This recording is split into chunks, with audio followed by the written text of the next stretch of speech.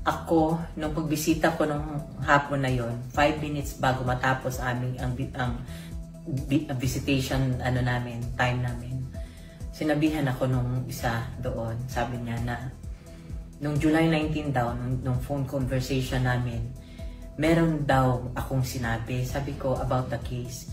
Sabi ko, I don't know anything about the case.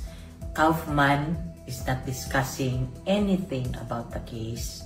You know that, Mr. Kaufman. I have not asked a single paper from you on whatever it is that you are doing, so I cannot talk about the case.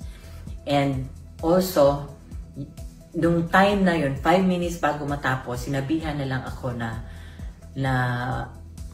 isususpend daw ako. Ang sabi pa nga ni PRD, doon sa lalaki na nagsabi sabi niya, you cannot do that. Ginanyan niya. Kasi, you know, he is expecting me. He knows that this is my turn.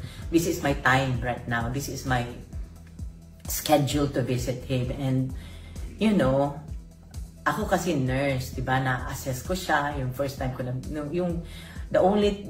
itong visit ko na ito, the only day na visit ko siya, nung pagdating ko talaga, straight from the airport, nilagay ko lang yung gamit ko sa hotel, na in-assess ko na siya, kita ko na yung dito niya, malalim. Yun, tapos, check ko sa kanya, control ang emotions ko na tapos, noon, after nung just 5 minutes, saka ako nilapitan nung lalaki, sabi niya, suspend daw. And this is exactly what the PRD said, you cannot do that, sinabi niya. Tapos the following day, wala na akong visit.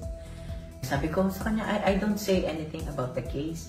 All I tell him is, he asks me usually about the news. I'm sure the same kami ng sinabi ni VP, kasi news yun eh. Pareho kami ng sinabi ni VP, kasi narinig niya rin yun sa news. Kaya nga sabi ni VP, di ba, narinig niyo ba yun? Kayo nagsabi nun, di ba, na may 7 or 9 warnings ako. I didn't receive any. You know, ito lang ang masasabi ko. Sinabi ko na kay Mr. Kaufman. Sabi ko, wala namang, alam ko, I have nothing against you, pero please do not deprive us of, you know, asking other people or asking legal opinions from other lawyers also. Pero we acknowledge you as his lawyer.